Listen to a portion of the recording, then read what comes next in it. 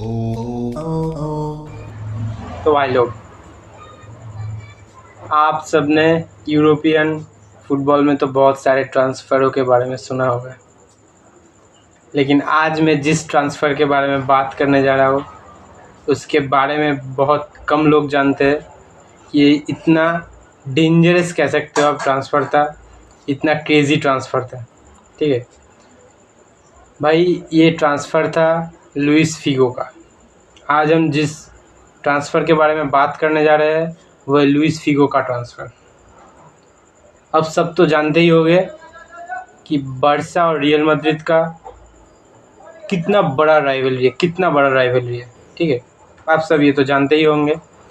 तो भाई 1995 में 1995 में लुइस फिगो ने ज्वाइन किया था बार्सा को। लुइस फिगो आप सब जानते ही होंगे, बहुत अच्छा प्लेयर था। ठीक है, बार्सा के फैंस भी उसको अपनाने लग गए थे। तब के समय में लुइस फिगो को बार्सा में एज मेसी ट्रीट किया जाता था।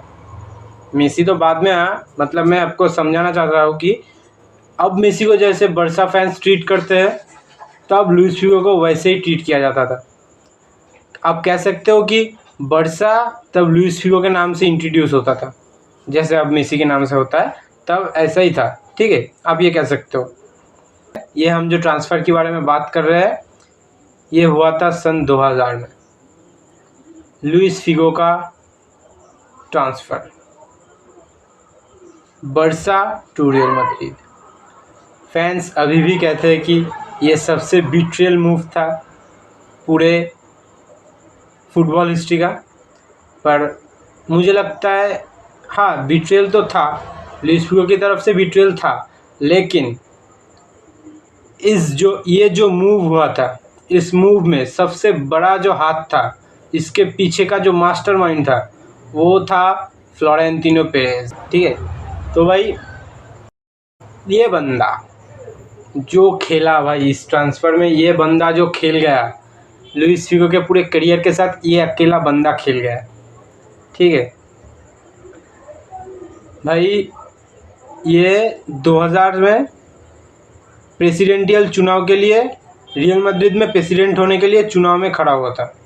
ठीक है, और इसका जो राइवल था वो पिछले 3 साल में रियल मैड्रिड को 2 चैम्पियंस लीग दे चुका था। ठीक है, तो आप समझ पा रहे हो कि इसका राइवल कितना बड़ा फिगर था रियल मैड्रिड के क्लब के लिए। ठीक है, तो भाई आप समझो, इसको तो कुछ करना ही था कि वो जीते। ठीक है, मतलब इसको कुछ ऐसा तो करना ही था कि वो जीते। तो इसने जो मेंबर्स थे जो, उनके साथ एक मीटिंग किया था, उनको पूछा था कि आपको क्या चाहिए, कौन सा प्लेयर चाहिए, सबसे ज़्यादा आपको कौन सा प्लेयर चाहिए कि ये हमें चाहिए। सब पूरे बोर्ड ने कहा था अगर हो सके तो लुइस फिगो, क्योंकि और उनको भी पता था कि ये होने वाला तो नहीं है।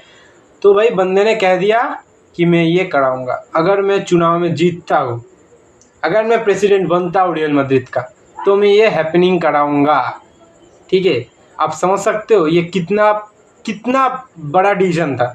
और उसने ये भी कहा था अगर मैं प्रेसिडेंट होने के बाद इस मूव को नहीं करवा पाता हूँ तो जितने भी मेंबर्स रियल मैड्रिड के हैं, जो भी ये वोट में पार्टिसिपेट कर रहे हैं, मैं अगर हो जाता हूँ प्रेसिडेंट और मैं ये मूव नहीं कर पाता हूँ तो मैं उन सब का पेमेंट मैं अकेला करूँगा नेक्स्ट सीज़न के लिए। आप समझ पा रहे हो कितनी बड़ी बात थी ये कितनी बड़ी बात थी। रियल मैड्रिड फैन सोच रहे थे कि भाई चलो कर ही देते हैं इसको, अगर ये मूव होता है तो भाई कुछ कहने को ही नहीं है। लुइस फिगो आ रहा है जो सबसे बड़ा राइवलरी में, और उसका जो मेन की प्लेयर है वो हमारे पास आ रहा है। इससे ज़्यादा क्या ही चाहिए एक राइवल फैन बेस को। ठीक है, और अगर नहीं होता है तो हम फ्री में तो गेम देख ही रहे हैं ना, इसमें हमारा तो नुकसान किसी तरफ से भी नहीं है। तो वो भूल गए, मैड्रिड के फैंस ये भूल गए कि वो जो बंदा 3 साल में 2 यूसीएल दिला दिया है उनको भूल गए। ठीक है, ये चुनाव तो वो ज़्यादा मार्जिन से नहीं जीता लेकिन जीत गया था।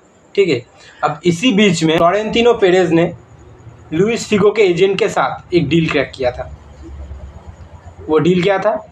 फ्लोरेंटिनो पेरेज ने लुइस फिगो के एजेंट को 1.9 मिलियन दिया था, देकर ये बोला था, ये कॉन्ट्रैक्ट हुआ था, ये डील हुआ था कि अगर फ्लोरेंटिनो पेरेज वोट इलेक्शन जीतता है तो या तो लुइस फिगो को आना पड़ेगा, रियल मैड्रिड में साइन करना पड़ेगा, या तो 22 मिलियन यूरो उसको बैक करना पड़ेगा।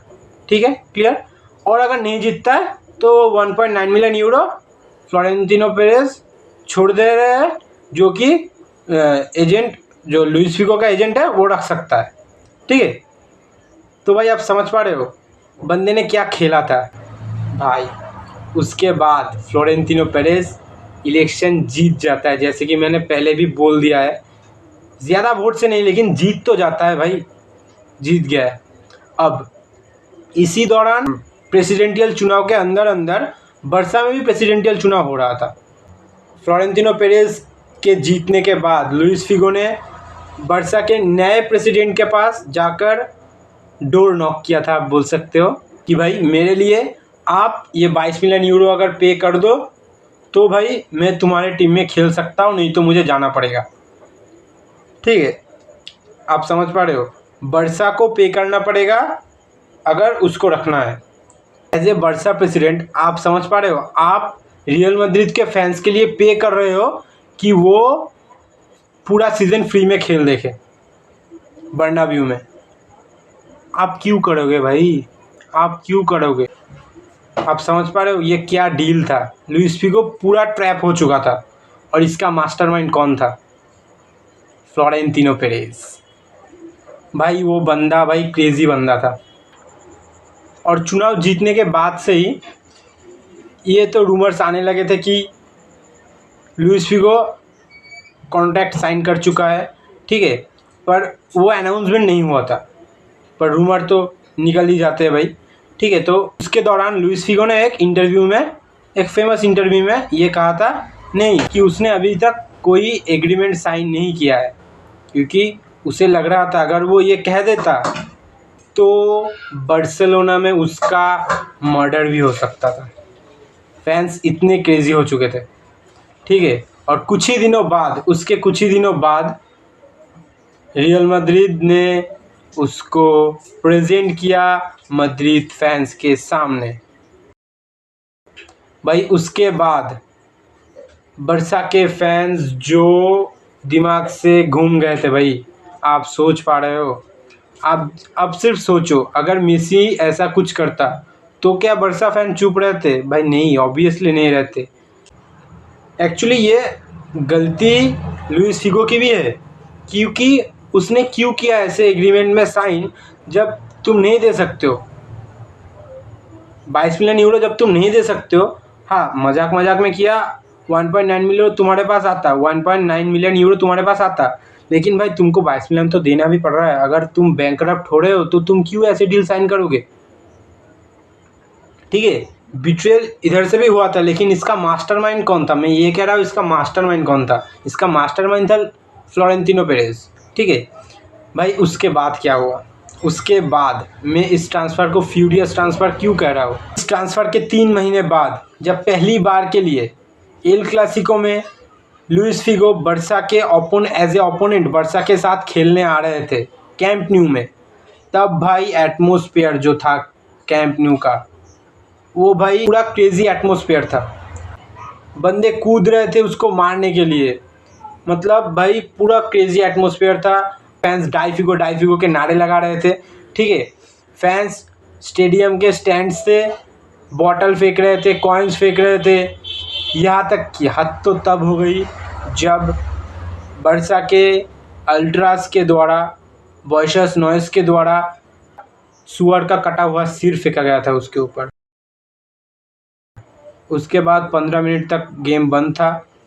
तब जो लीडर था कार्लोस पुएल, वो आया था, फैंस को समझा रहे थे कि भाई मत करो भाई। तो उसके बाद पोस्ट मैच प्रेस कॉन्फ्रेंस में लुइस फिगो से पूछा गया था कि आपको कैसा लग रहा है, आपको कैसा लगा, ये पूरा एटमॉस्फेयर कैसा लगा, ये सब पूछा गया था। तो उसने बोला था कि मुझे ऐसा लग रहा है कि मैंने कोई मर्डर कर दिया है। भाई हाँ, ऐसा तो लगना भी चाहिए, तुमने बहुत दिल तोड़े थे भाई। तो भाई ये था सबसे डेंजरस बोल सकते हो या फ्यूरियस और betrayal move in transfer market history. तो भाई कैसा लगा ये स्टोरी सुनकर बताना कमेंट सेक्शन में। तो चलो मिलते हैं अगले वीडियो में।